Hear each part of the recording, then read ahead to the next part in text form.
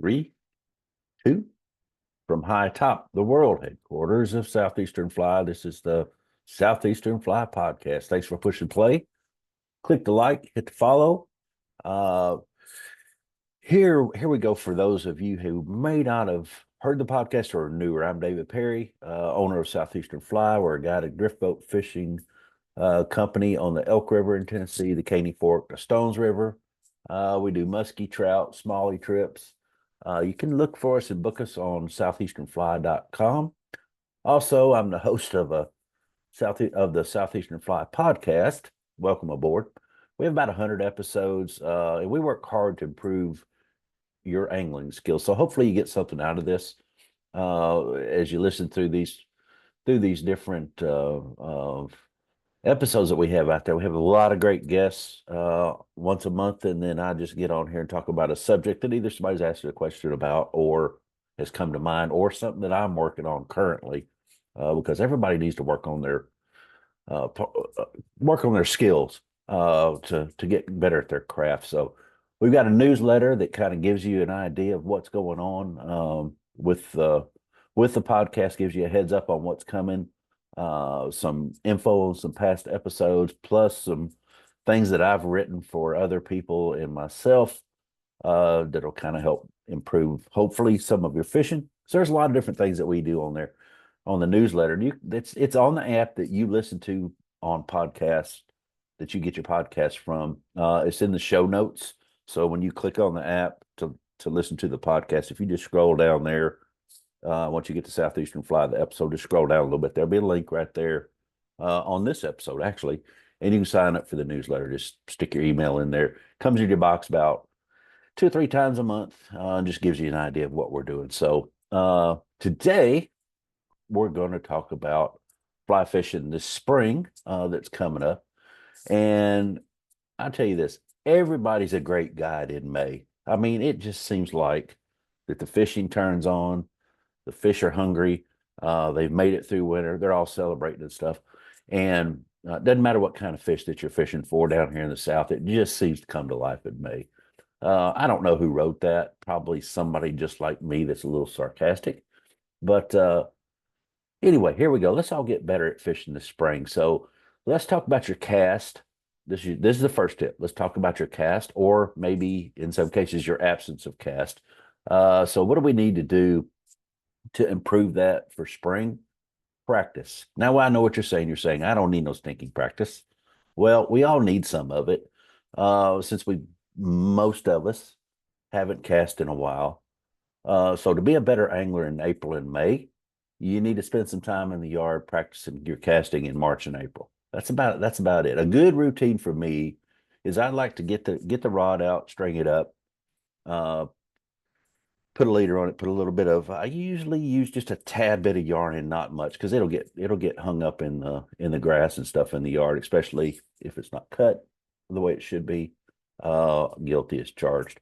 But a good routine for me is string that line on that rod, keep it strung up as long as, put it in the garage or wherever. Keep it so that's one step that you don't have to do every time that you get ready to cast. Uh, I like to go out in the yard. We've got a fence down the side. I like to do my hero cast down there. So that fence is about the length of a fly line, of a roll of fly line. So I like to do a couple hero casts, get that out of the way. Uh, I'm not going to present the fly that way, but anyway, I just like to do it. What the heck? It's a good measure for distance. I hit a good one, the crowd goes wild. Actually, it's the dogs barking in the backyard. But anyway, no crowd there. But it does feel good. It feels good to send it a few times before you buckle down and get down to the cast. That really means something on the water. After my hero cast, it's time to get down to business then. I do some roll casts, get the old shoulders loosened up, find out where the pains are from rowing again, and how those two seem to not mesh very well. But buckle down and get some casts in. I mean, that means something on the water. What I mean by that is something that you're going to use day in, day out, multiple times when you're on the water. So do some roll casts, pick a target for them. Yep, I set up a target. And I think you need to as well. Don't just, I used to just cast it like a blank spot in the lawn and then pick another one and do that. But setting targets is more like targeting the fish, targeting the spot where the fish might be. So do that. So I set that up, roll cast it a few times. Then I'll pick another target or set another target up. Put this one out about 20 to 30 feet. 2 to 3 rod lengths is about 20 to 30 feet. So nothing, I don't get out the tape measure. That's a lot of time wasted. Uh, Spend some time hitting that target. Add some roll casts back into your routine. I like to go back and hit those roll casts whenever I miss that target at 20 or 30 feet. I go back and start over and go back and start over and just keep going back and forth that way because I'm going to miss. I know I'm going to miss. You're probably going to miss too. Not a big deal. And I've said this a million times. Film yourself, set your camera up so you can just watch a little bit of it. You don't have to show it around. You don't have to put it on social media. This is for you only. But anyway, add some more roll casts, some longer casts, make a game of it. If you miss your 20, 30 foot, go back, hit that roll cast target. It's also a good time to start hitting on a new cast that maybe you've been wanting to try. Like a single haul is a good way to start. If you're not single hauling, teach yourself to single haul on that target or get with somebody that can teach you.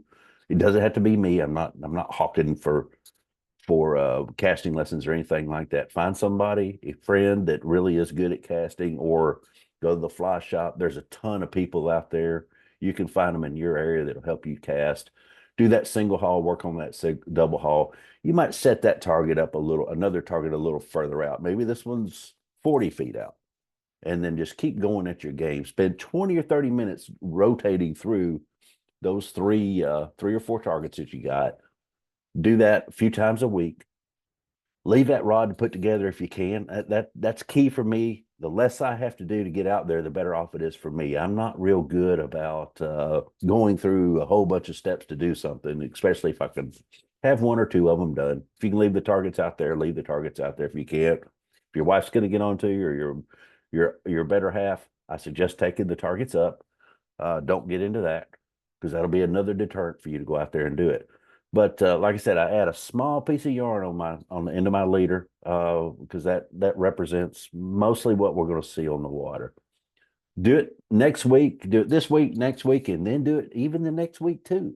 So yeah, you want to get out there and do that. So that's tip number one. That's going to make you better on the water.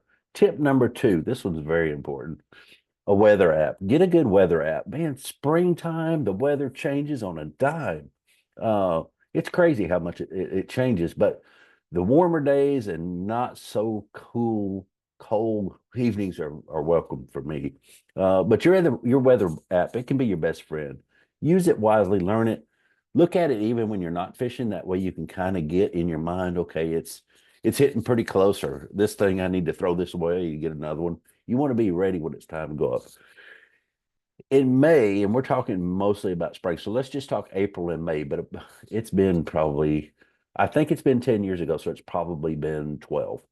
But I was on the river. Some of y'all have heard me talk about this particular day before. It's one I won't forget. On the river with some clients, with two good clients, older gentlemen, they're a little bit older than me, and I know some of y'all are thinking, wow, is that even possible? Well, yeah, it is. But a couple of older gentlemen, we're floating down the river, and a storm is basically chasing us to the ramp. Is really what's happening, or to a place that we can get away and get in some cover. And so every turn that we take, we seem to be keeping this storm behind us. So we're zigging and zagging, and fishing and making time and fishing and making time. And we all knew we were going to get off the river a little bit early, but like everybody, we like to stay as long as we could. So anyway, as all rivers do, this one turned, we zigged, the storm zagged, and bang, it was catching us. I knew we were caught. I didn't realize how bad it was going to be. We passed the cabin, the folks in the cabin that live in the cabin or stay in the cabin. They were on the porch watching the storm, of course. And the lady said, hey, you want to come up here and wait out this storm with us? And I said, nah, it'll be fine. I think it's going to pass us here pretty quick. And she did laugh a little bit and then said, okay. And then I said, hey, see y'all later. So we went on. We went about, I don't know, maybe the length of a football field, maybe a little more than that. We didn't go far. I mean, we could still hear them talking. And that's when the rain came. And it Forrest Gump rained. It rained sideways. We turned our backs. It rained down. We put our heads down. It started bouncing off the boat. You didn't really have anywhere to go. But that lasted for 30 minutes or so. And then it finally began to lighten up. And we bailed the boat out. We made it another 100, 150 yards downstream, not too awful far. And the rain came back. And I was like, okay, well, we can survive this. And what was happening was this storm was building over this hill. And it was just peeking over this hill. Well, when it came, it was dark, dark. And then it started hailing. So we were hunkered down in the boat, and I said, "All right, guys, get out and get under, one of these smaller trees." And the hail came. It beat the boat. It beat it. It was like being out west. It's like being in Colorado in the hailstorms. What it's like. Not huge chunks of ice, but pretty big enough to it hurt. So anyway, I finally that got through and went over us and bailed the boat out a second time, jumped back in. By that time, it was just a nasty day. It wasn't necessarily raining hard. It was just raining here and there, and it was dark gray. You couldn't tell where the storm was going or coming from. You just listened for light thunder and watch for lightning, and it wasn't the most pleasant afternoon. Let's put it that way. And the water was muddied up. We did find some fish eating in the mud, the muddy water. It wasn't discolored, it was muddy. But we found some fish eating on a shoal. Could not believe it. And we swung some soft tackles there. And I don't even remember if we caught anything, so we probably didn't. But we were able to fish our way out doing that a little bit. And then finally, everybody was like, all right, David, let's go. We're done. So we had a great day in the morning, though. We caught a couple of really nice fish in the morning. See, I can remember those fish. I could take you to where the two of those fish were today, but can't remember what we had for dinner last night still. But anyway, that app, if I would have paid attention to my app then before I left, I would have known, that storm was going to catch us about a little bit after lunch. Probably would have skipped lunch, probably would have got on down. We could have hunkered down under a bridge and been okay, but I didn't pay enough attention to the app. And I've got a really good one now for our area. Let's see what it says this thing is. I can never remember what it is. Let me pull this up on my phone. It just says weather on it. And it's blue. I don't know. So I'll show it to you. It's this one right here. So anyway, get an app, learn how to use it. So once you're out there on the water, a lot of people are going to be out. So you got to kind of pick your times, just like every fisherman, angler, whatever knows, it's better to go early or stay late.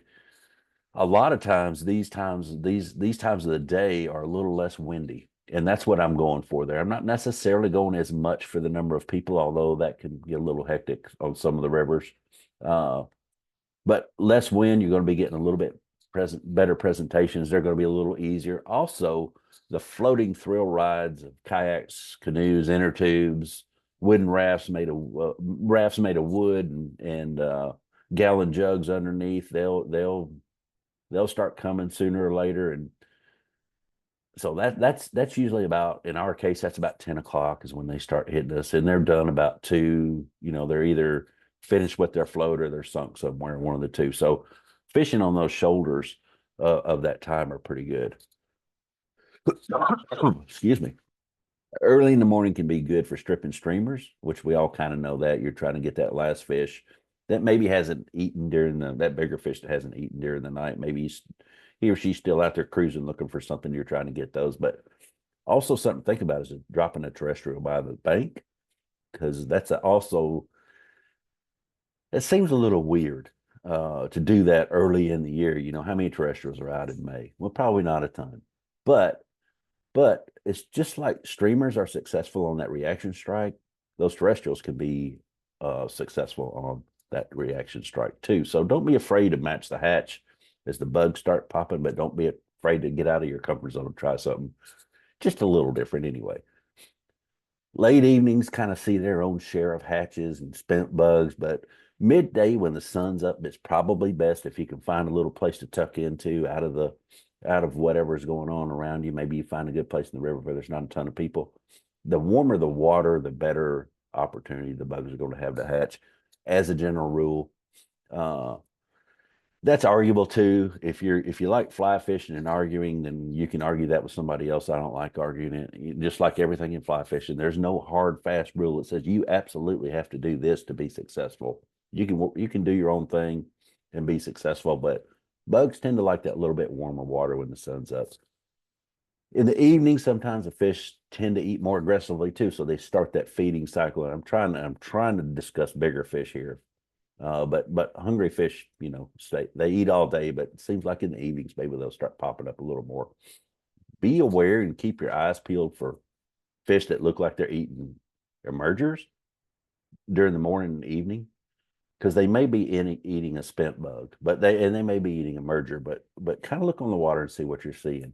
I think I have more luck in the evening swinging soft tackles, and by all means, that's a great way to fish because the fish when they hit, they're hitting it on the run pretty much, and the bug is kind of moving, so every fish feels big at first.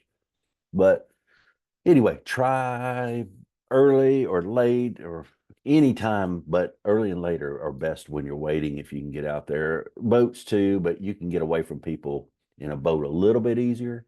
So all right, next tip. I don't even know if that's three or four now. I've got the tips wrote down here. Uh, oh, that's four. That's four. Uh, anyway, maybe that's three. I don't know which ones I talked about. So when you're out there, observate, or in some words, just pay attention to what's changes from the winter flows. So long periods of that high water in the winter, just about every year I can remember, the rains come in either winter or early spring, and sometime throughout that. And these rains bring high water, sometimes high water in short bursts. So it doesn't matter if you're on a tailwater or a freestone. Uh, those short bursts of large amounts of water can uh, uh, push rocks out of creek mouths and other stuff like old tires. We got a lot of old tires that come out of creek mouths and make their way into the river. Back in the day, quote unquote, back in the day, the farmers that have the fields would take old tires and put them up in the ditches, on the outsides of their field, trying to make the field keep from washing away. And so these big bursts that I'm talking about, they'll push a tire out every once in a while and say, hey, that's a new tire. I know I'm in Tennessee. There's a new tire. Guess what? They're in Michigan. They're in Georgia. They're in New Hampshire. They're everywhere. They're in Colorado. New tires are everywhere. Tires are everywhere that get pushed out into the river. But when it does push those large amounts of water out, it also pushes a gravel bar out a lot of times. Now, I've seen one on one of our tailwaters that was probably the river right there where it makes kind of a little turn. It's probably 20 foot wide, maybe a little, it's probably wider than that, but let's just say it's 20 foot wide. One time it rained and it pushed that gravel bar all the way across the river to where my boat is about 6 foot wide ish, counting where you can move the oars up and in a little bit and get through there. And it pushed that gravel bar out and changed that from a 20-foot a place to get through that corner to about a 6 foot place to get through that corner. And now it's starting to kind of widen back out a little bit because we haven't had a lot of rain. But those gravel bars will start shifting. That's my point. I know you thought I'd never get there. Uh, but those gravel bars will start shifting and those shoals will start pushing out and pushing back. And those softer bottoms, rocks and sand, stuff like that will start moving around. You're not going to move the big rocks as much, although they will move, but they're not going to move around quite as much. And somebody's thinking, well, in the tailwaters, that won't happen because we run water. But if the dam's off and that big rain comes and pushes out of that creek, yeah, it'll do it because I've seen that, and that's where I'm talking about that 20 foot opening to a 6 foot. little place to get through. That push of water out the creek at a high rate will move, especially gravel bars, quite a bit. Sometimes, many times, the water or shoal at the mouth of the creek will just get out of control. Those rain events can also push logs and sometimes old, like I said, old tires, just all kinds of stuff into the bottom. So as you get out in spring, you need to be aware of the areas that have those softer bottoms because those will move around some. And what that does is that'll start pushing current around. It'll go, you have a little bit of a push out somewhere. It'll push that current to a different part of the river, and it'll make a couple things. One, it'll make a great feeding lane a lot of times. They're easier to find. Let's put it that way. Easier to find. You can find those feeding lines, but also what we don't really look for is is those resting places where fish can rest next to the feeding lane, and they'll push the gravel around, they'll push the rocks and the sand around, and the next thing you know, there's a great feeding lane here, but also there's a great resting place here, and you might go for that feeding lane. Believe me, been there, done that. Go for that feeding lane and miss that resting fish, which a lot of times is going to be a little bit better fish, especially if you're fishing streamers or, like I said, try to get a reaction strike.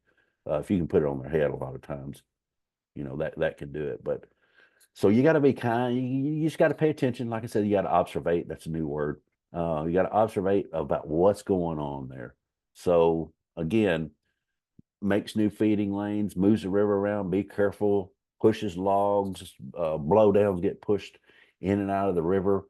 We had a log that a friend of mine took a chainsaw to and cut a table out that was it was kind of up on two trees, and he cut that out, and he would do his lunches there and then serve them on his table. Really, it was a great idea.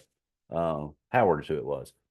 And last year, that log, just after spring, it was gone, and I know nobody came and got it. Well, our friend Pat was fishing downstream about 3.5, 4 miles and took a picture of that log. The water had picked it up and got over it out of the banks a little bit more, picked it up, put it in the river, and then just pushed it on downstream. It was just below the takeout.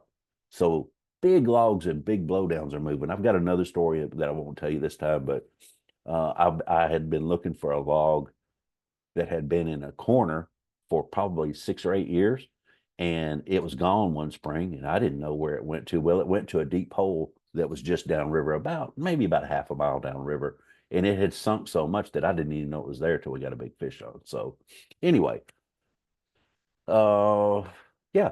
So that's my story, and I'm sticking to it. Call me a liar, call me a writer, believe me or not. Let's go ahead and wrap this thing up. Sign up for our newsletter. Like I said, it's on the app that you listen to these podcasts on. Just scroll down in the show notes, click the link, stick in your info, which is I think it's just 2 things. Hit the send, and it'll come right to us, and we'll crank you up on the newsletter. Hit the like, click the follow. You just listen to 3 tips or more on for spring fishing on Southeastern Fly. See you next time.